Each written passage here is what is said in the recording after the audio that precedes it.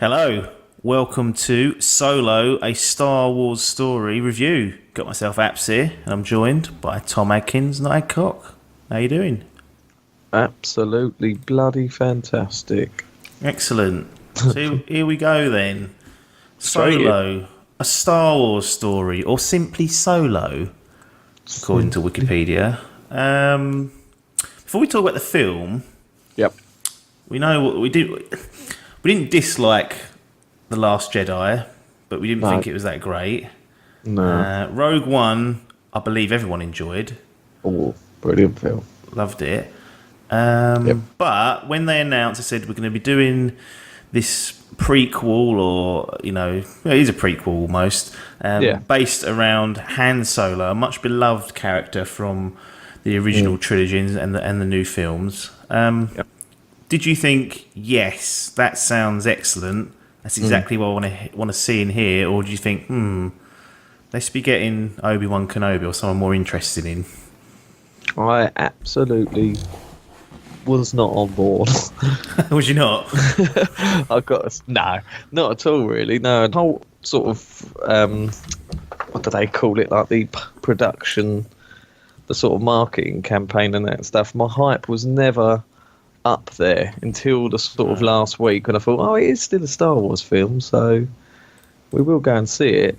But when they first announced it, I thought, what are you doing here? And so when it wasn't going to be played by Mr.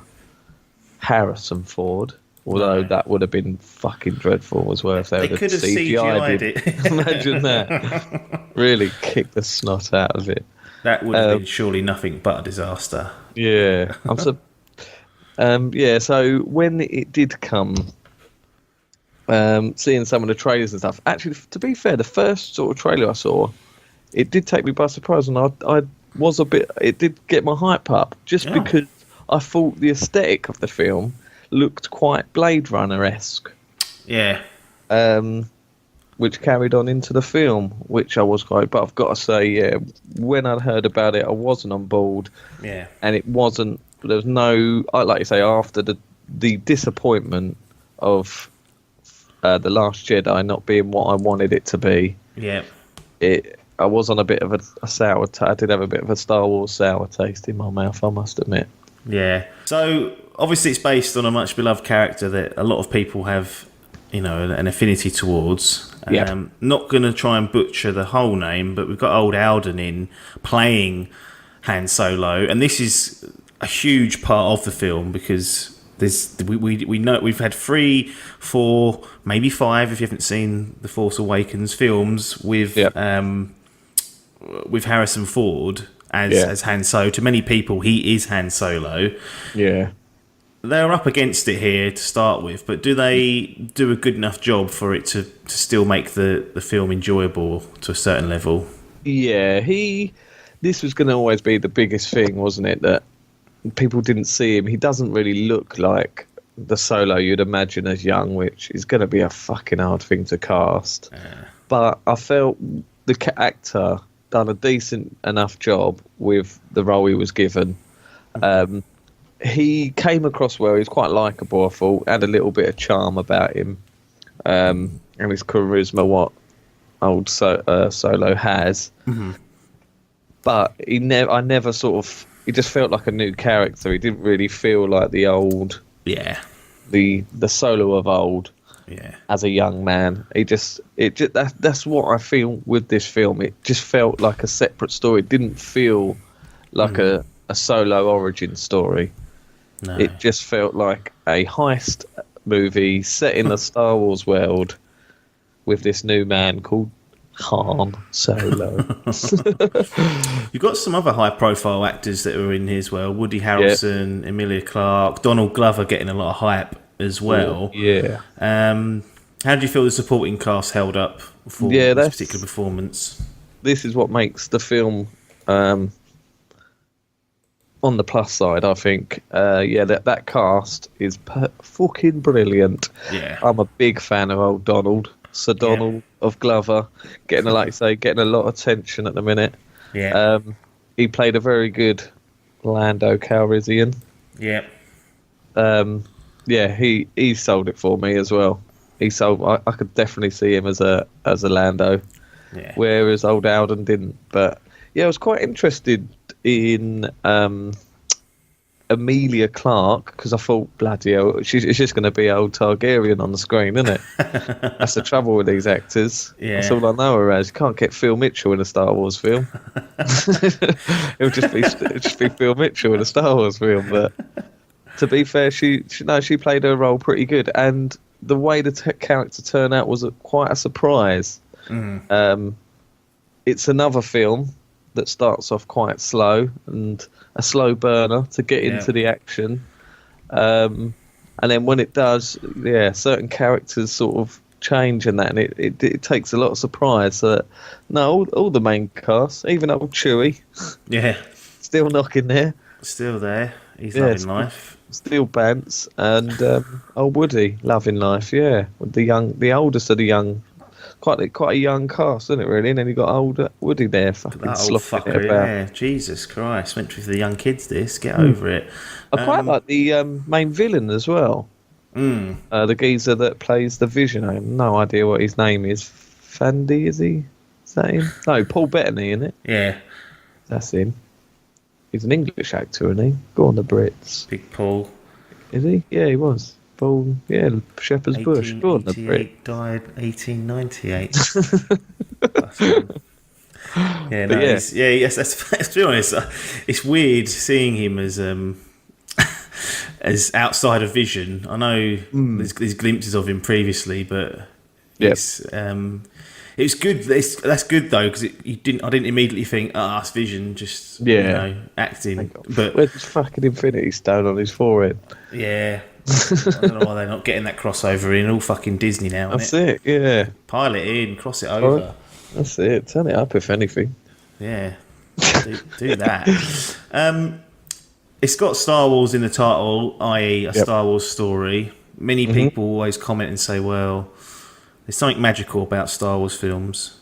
Yeah. Unless it's the prequels, unless you're Biff, in which case he loves them. Yeah. Does this have the same magic? Or does it feel like a bit of a run-of-the-mill action heist flick? Absolutely no magic at all. They tried, I'm going to compare this to Rogue One because it's in that little Star Wars story. Absolutely. I felt that's it. I felt that did have the magic. Especially how that connected to the old films as well. Solo does try to do that, but in my opinion, it falls flat doing the little connections. Yeah. So, it didn't have the Star Wars magic that... And to be honest, a lot of it weren't really in space, was it? No. They've got a ship, they do a bit of flying, but it's on a planet. Mostly, I reckon about 90% of the time. There ain't no wars in the stars. Planet Wars. It's No Man's Sky, the movie. But it didn't have its charm, even though old John Williams was slapping the bass on the old music. Makes me wonder whether they just nick stuff and he just gets assigned the credit again. Yeah, that's true. Yeah, he probably just... I reckon they've already had that recorded for 80 years and he just... Yeah.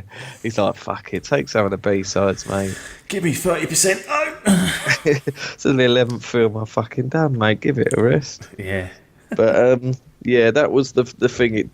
It's a good, like you say, heist action film, but it doesn't hold... I didn't get the same giddiness feeling when I watched 7. No. Or leading up to, or Rogue One, or leading up to The Last Jedi. Yeah. It didn't have that charm. Concerning so far, any redeeming factors other than it, presumably not a complete and utter disaster. No, it's not a complete and utter disaster. It pays off well. It's not overly long, which is always a plus in my side. It's over that bloody 2 hours. It's true. But not too much, is it? It wasn't nearly the 3. Look, we need to establish there needs to be a hard deadline on if it's over 2 hours, it gets criticised. 220 is the absolute max I'm allowing. Two should be on the dot, on the nose, but if it goes over 210, 215, Got to earn it. you've got to be getting 9s with that sort of length. So yeah, cinematography wise, that I thought it looked very good. There, there's a scene on a train that's sort of going through these mountain-esque peaks. Yes. So you've got a lot of wide angles, looking very good. You haven't got many CGI characters, have you? Trying to think. No, not On picture one. Not from what I remember. Mainly, Got a robot that sort of fell flat. They tried to bring a character in that was going to sort of... I reckon it must have just been for merchandise, like a BB-8. yeah. You know, they had the robot in Rogue One as well. Rogue One, and I quite like that one. That adds some funniness to it. But yeah, the one in this, I don't know who played it. It was a woman, wasn't it? But she was shit. Shit out. So... yeah, so that character did, but yeah, plus side was not seeing so much CGI, which big plus. So yeah, cinematography wise, film length, and no CGI characters. The Redeemers. Them thumbs up. The Redeemers. Let's move into the final verdict then. Overall, Solo, a Star Wars story. I was going to say Star Wars film. They ought to be saying that. Yeah. What we're looking at are people. Should they be tempted by this? They should go and see it in the cinema. Only to stop it from bombing, because it's not even made half its money yet. No, that's true. Yeah, it is a big old bomb. Yeah, if you're a Star Wars fan, go and see it. It's not going to have that magic that you used to, but it is a good summer blockbuster heist action movie. But it should stay as a Solo movie. I don't want to be seeing them sequels. Well, I'm hearing trilogies. No, this is the thing. He's signed up for 3 films. Sir Ron said, I've got a taste of that as well. Give me more of those. And they went, get out, Ron. You're a replacement. But, you know, we'll get the original cast back. That's it. That's I think that's what a lot of people are like. Well, you can accept one film of this. That's it, yeah. Do another one. And these... Because we've, you know, split opinion on Last Jedi. Yeah. This now... okay, presumably. What are they going to start tipping towards those prequel levels? That's it. Yeah, that's when it starts going. Then we start getting fucking Attack on Clones. One of Biff's favourite films. We get Jar Jar back. Fucking really put the nail in the coffin. Can't That's a CGI character for you, mate. Fucking really laid the boot in. But yeah, go see it. See what you think. Don't expect the magic. No. So, what's the final score for Solo, a Star Wars story? So, I'm going to give Solo, a Star Wars story, a respectable 7. 7 out of 10. Good. Good is what we have. Good. On par with a Deadpool 2, they're saying. A lot of people he's surprised himself, evidently, with that score. Just realised that. Fuck me in the office. Sometimes that happens in life. But a 7 for Solo, a Star Wars story. Like I said, it is bombing. So actually, if you don't want to see 2 more films, don't go and see it, because we don't want these... I'm not interested in that, personally. I don't know what you want from the next story type film or whatever, if they decide to keep doing them. But I don't think Solo's... I don't mind him now popping up. No. But then again, it feels like they're then trying to cram him in. I don't know. Obi-Wan to me seems like an interesting place to try and find some good stories. Yeah. You know, post episode 3 and before, obviously, episode 4. There's a big gap there. Yeah. That can be explored for Obi-Wan. But that old Yoda, fucking CGI bad man. Get that old fucker back. Get that puppet film. Fucking just get the Muppets on. Oh, I hate the Muppets. I fucking hate the Muppets. You hate Muppets? Oh, they do my head in. Hiya, frog! Sir Ricky done a film with them. 2 out of 10. I ain't seen that, to be honest. I ain't going to see it. I'm saying 2 out of 10. Put that on the fucking logo, you cunts. Anyway, nothing more for us to say apart from thanks for your time and ta-da.